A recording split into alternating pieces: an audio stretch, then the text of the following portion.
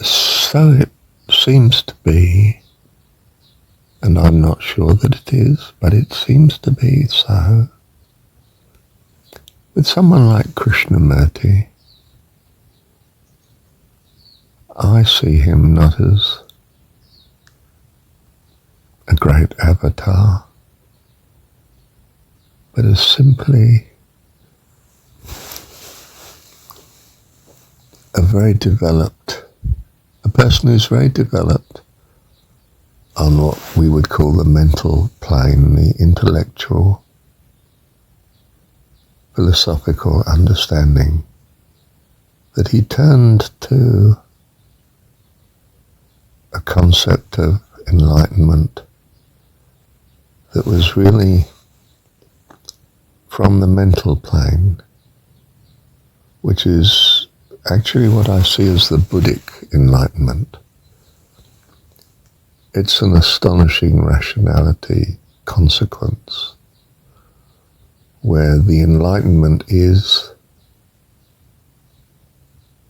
a quantum leap, yes, from the mental. It's the intuitive.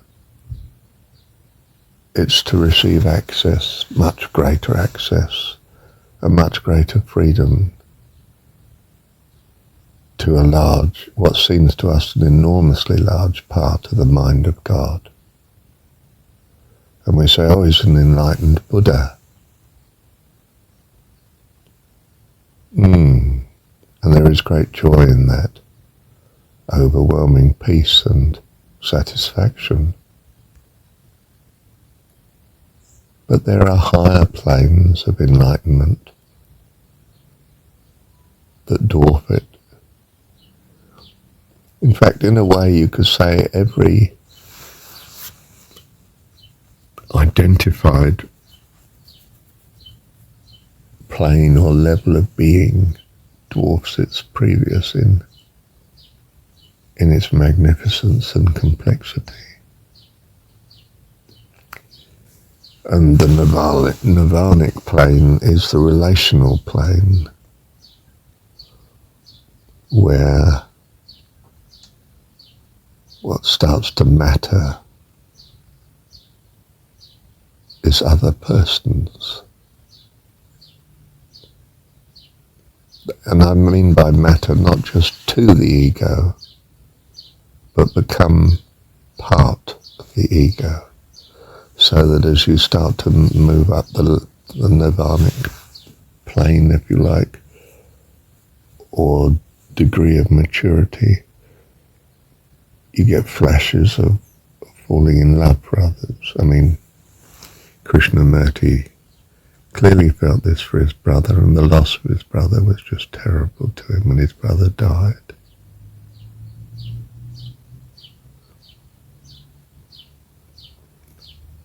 And in fact, the desolation that Krishnamurti seems to refer to, as I see it, in his life, that others didn't understand his view, his enlightenment level.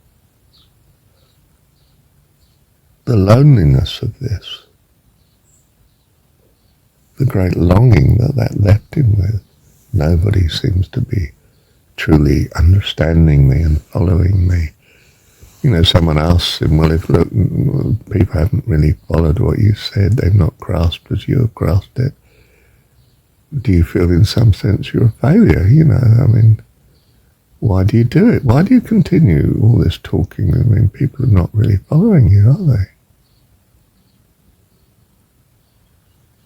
And he doesn't deny it, he just says, well, in some sense, I think he says, I can't do anything other. It's my love for them that makes me do it. It's the only thing that's worthwhile while I'm on this planet, so to speak, in this world, in this incarnation. So I do.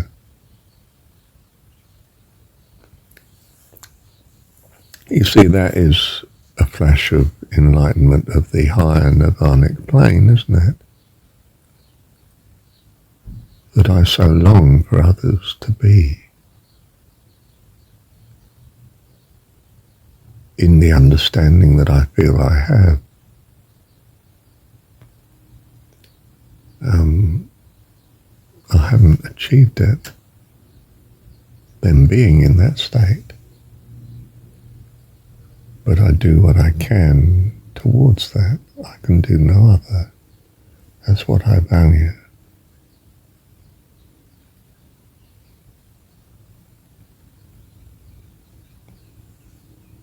Now that's looking at Krishnamurti on his stage of maturity of his nirvanic level. It's not his principal line of teaching by any means. His line of teaching is on the wisdom level, which is the Buddhic enlightenment, not the higher nirvanic love relationship, and certainly not in Krishnamurti's case, devotion to God. I think the concept of God is, well, I may be overstating it, but would be a tyranny to Krishnamurti. He's not holding with that. His Buddhic vision is like Buddhism, the religion I mean, not the Buddhist, not the Buddha's not the Buddha's view, I think. I believe it's different. The Buddha's story, his view, is different to the Buddhist religion's development, which is that there's no God. In fact, there's no self. Only in some sense part of this oneness.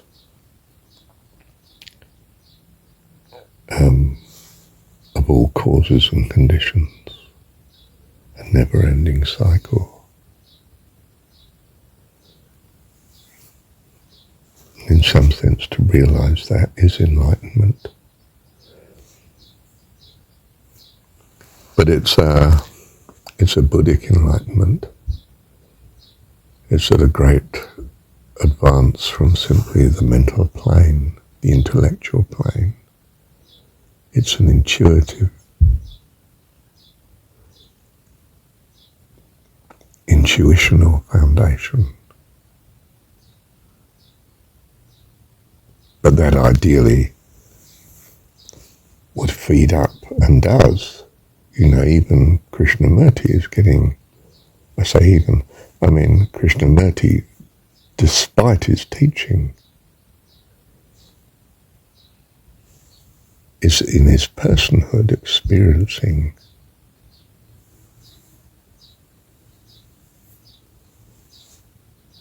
development on the other planes, higher planes, that he is.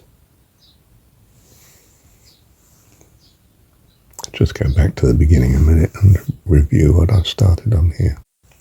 Now, it may be necessary as an avatar to appear, from our point of view, as imperfect, but they all do. We have a great reluctance to seeing the imperfections in our gurus, our teachers. But the Jesus teaching is that we should do. And he responds when someone says to him, "Good master," he responds with, "Why do you call me good? None is good save my Father in heaven." And you can say this is a wonderful illustration of his humility. But God is not in humility. Humility is a function of relationship. The relationship that Jesus is commending is friendship. And when he says, "With the glory I had with thee before the world was," that's not a very humble statement. And you could say from the world's point of view, and that shows you just how imperfect he was.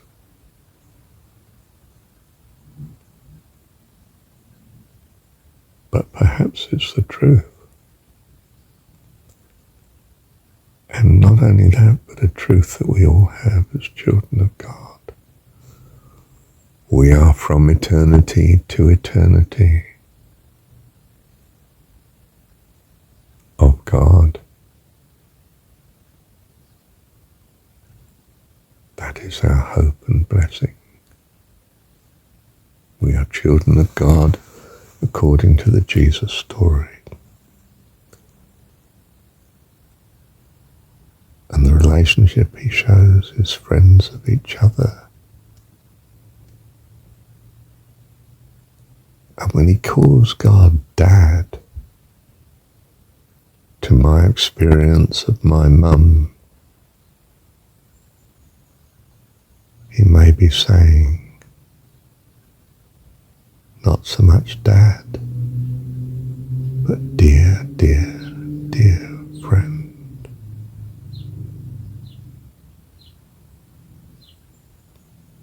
What do you think? What you think is part and parcel of what you value. And the only God that you can truly love with all your heart, soul, mind and strength. You can love no other as far as I know.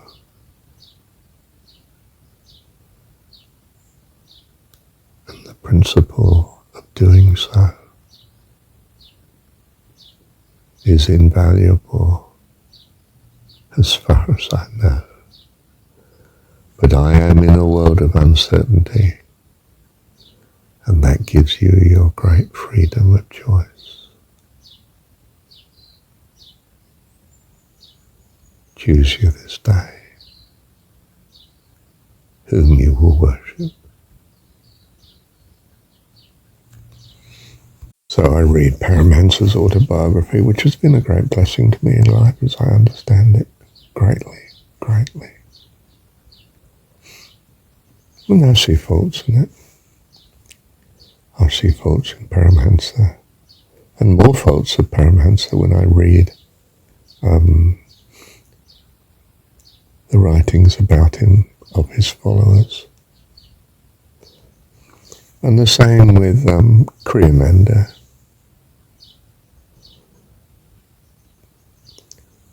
I find some aspects of what he writes in his New Path very suspect indeed. And I find more in those that knew him and have written and still write about him. They are not my God, you see.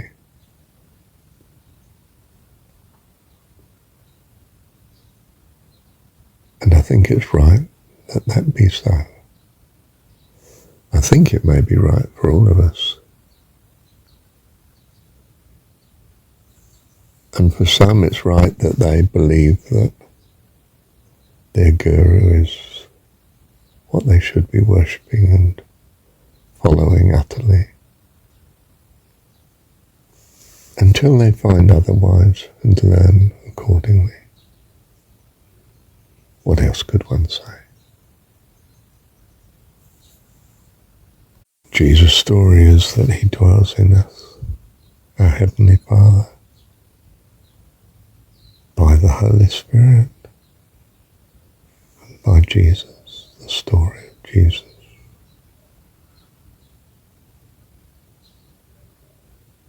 And all the blessings that we have received. Other religions put it in some sort of way like that. More or less, I suspect. No religion puts it anything like perfectly. And no teacher has. And no story no scripture has.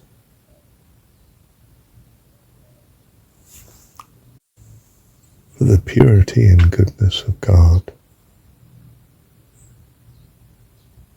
our Dad, is very hard for the children to grasp just like that. It takes a while of being here in the classroom. It was thought it took many, many incarnations, but perhaps God can choose to be far more efficient than simply using that way of doing it. Hold that our God is probably all-powerful and probably all-loving. And I find such assumption of good consequence in living accordingly. So I do, as far as I can, trusting that if I'm wrong, God has it for a good reason and is teaching me accordingly.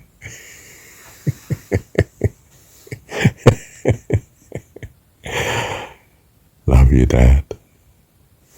Thank you, Dad. So yes, I expect to be finding fault in all avatars and teachers.